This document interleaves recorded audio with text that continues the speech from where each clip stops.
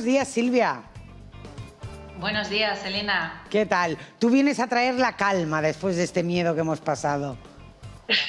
Sí, os he estado observando y sí, un poquito de miedo dabais, la verdad. ¿Verdad? Pues sí. También deberían tener lenguaje no verbal estos villanos, me imagino. Deberían de ser estudios, sí. Bueno, hoy nos vamos de viaje un poquito, ¿no?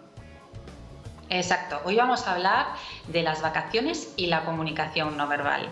Estamos ya en pleno mes de julio y muchos de nosotros nos vamos a ir de vacaciones. Hombre. Entonces, yo no sé si tú te vas de vacaciones, Elena. Un poquito me iré. Como soy autónoma, siempre lo digo, soy muy pesada, pero es que es verdad. Entonces, bueno, tendré mis ratos de vacaciones, eso sí. Yo también, como tú, soy autónoma, emprendedora. Entonces, a ver si nos ayudan a los autónomos. A ver si nos ayudan. Y exacto, bueno, todos sabemos que las vacaciones es ese periodo de tiempo que se nos termina demasiado rápido y que queremos que dure muchísimo más, que se prolonguen, pero bueno, en algunos casos no puede ser. Claro. Pero también es cierto que las vacaciones es ese periodo en el que estamos mucho más tranquilos, mucho más relajados, donde podemos ver y observar a los demás, ver cómo se comunican, ver cómo se comportan. Y es algo que podemos hacer con las personas de los países a los que viajamos para intentar comprenderlos. Claro, porque deben haber diferentes maneras de comunicación. Claro, hay unas maneras, la comunicación no verbal varía muchísimo según la cultura, según el continente, según el país, etcétera. Entonces, sí quería hablarte del enorme error que cometemos a la hora de preparar un viaje. Porque siempre que nos vamos de viaje, ¿qué hacemos? Pues cogemos qué llevamos en la maleta, vemos el tiempo, el clima, si es invierno o verano en ese país, vemos los museos que queremos visitar, los monumentos, vemos la gastronomía que queremos degustar o que queremos conocer, vemos las reseñas de los restaurantes, pero se nos olvida algo muy importante, que es hacer un breve análisis de la comunicación no verbal de ese país o de la cultura en concreto de ese país. Claro. Entonces, claro, si nos paramos y tenemos un pequeño tiempo para hacer ese análisis, después cuando retornamos del viaje, el aprendizaje que tenemos es inmenso. Como, por ejemplo, ¿qué ejemplos darías para que nos hagamos la idea de algún lenguaje no verbal? Pues mira, te comento, vamos a hacer un breve análisis de los diferentes canales de comunicación que pueden tener una determinada relevancia en cualquier viaje que nosotros realicemos. Entonces, el primero de ellos, el uso del tiempo.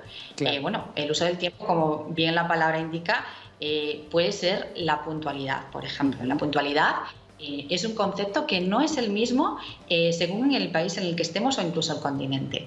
Si tú vas a viajar a un país de Latinoamérica y te han invitado a una fiesta a las 7 de la tarde, pues no sería muy recomendable que llegases a las 7 en punto, porque no sería lo habitual en un país latinoamericano.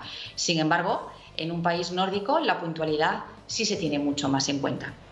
Sería mucho más recomendable que seas puntual. Claro.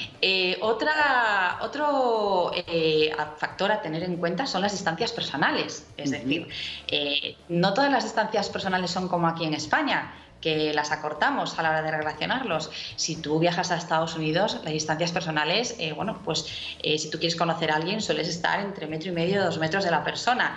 Hay un escaso tacto, etcétera. Otra cosa también tener... Dime, Elena. No, digo que incluso la manera de saludar, a lo mejor. Claro, a eso iba yo ahora mismo. El canal de la áptica, que es el canal que estudia el tacto de las personas. Entonces, si tú vas a viajar a Suiza, es muy probable que te den 3 besos. Incluso en algunas partes de Francia. En España son 2. Hay otras partes del mundo que es un solo beso. Y hay lugares en el que cuando tú conoces a una persona simplemente te extienden la mano y ya. O sea, hay una distancia personal. Y algunos incluso ni tocarse. Solo es un gesto con la cabeza. Efectivamente, sobre todo en países de Oriente Medio y algunos países de África. En Oriente Medio está totalmente prohibido besar a las mujeres y tocar a las mujeres, con lo cual pues no sería nada recomendable que le dieras 2 besos a una mujer árabe, por ejemplo. Claro, claro. Muy bien. Otro factor a tener muy en cuenta es la apariencia.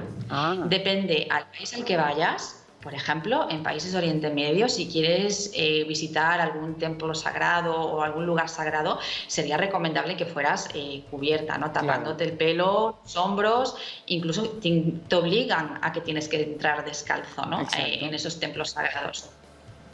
Correcto. Es que además incluso es el conocer las costumbres de otros países y aplicarlas es también símbolo de respeto. Totalmente de respeto y educación. Totalmente de respeto.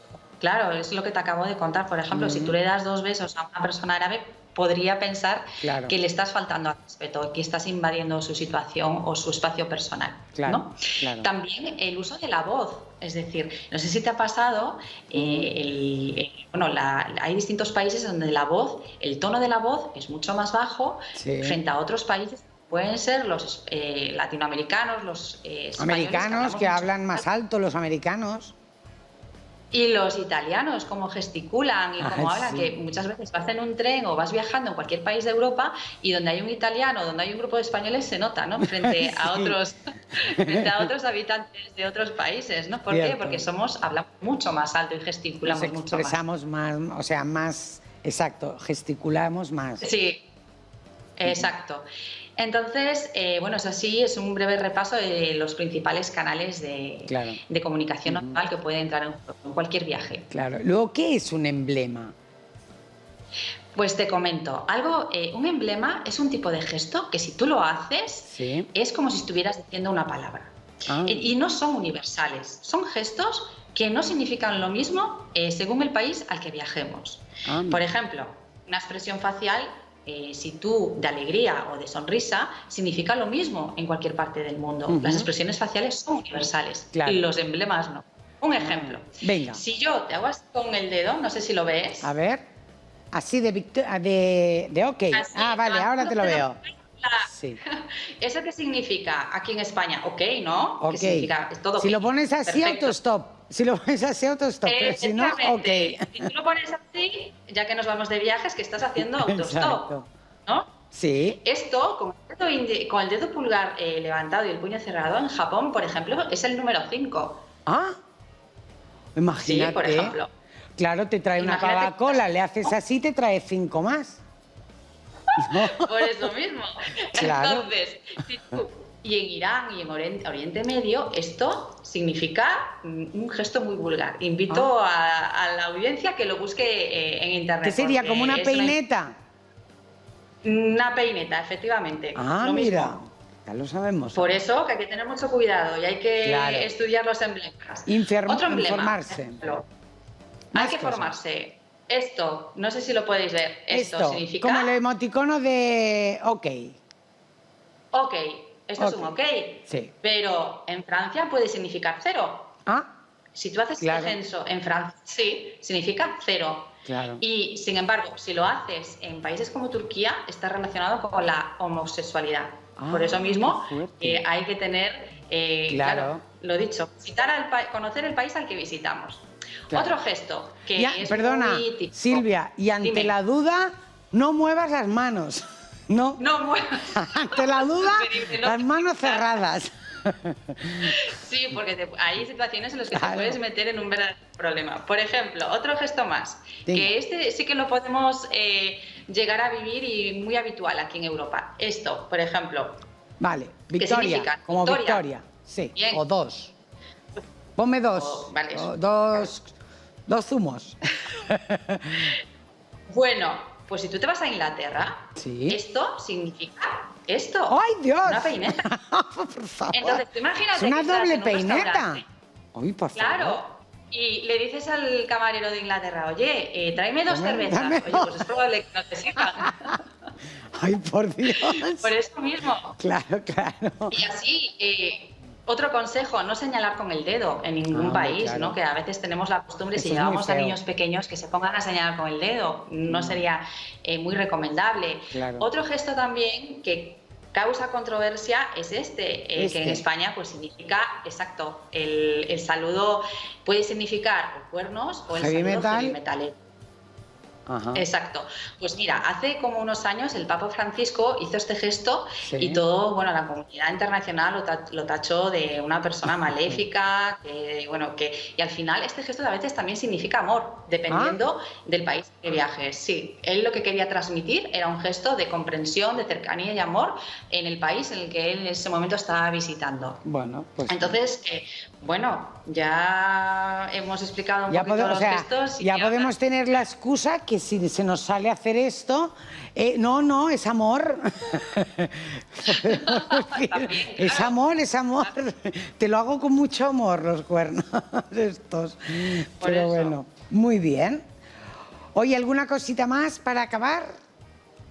Sí, voy a dar 3 consejillos para preparar bien ese análisis de comunicación no verbal para nuestras vacaciones. Lo primero, dedicar ese tiempecito antes de viajar, pues esa media horita, esa hora de estudiar y analizar la cultura de ese país. Yo, como siempre digo, está en Google, está YouTube, hay mucha información acerca de las culturas a nivel mundial de los diferentes países y sería un gran consejo realizarlo. Después, es muy importante la apariencia. Es decir, si viajamos a un país, intentar pasar lo más desapercibidos posibles, sobre todo si no es nuestro propio país. ¿Por qué? Porque es muy importante la apariencia.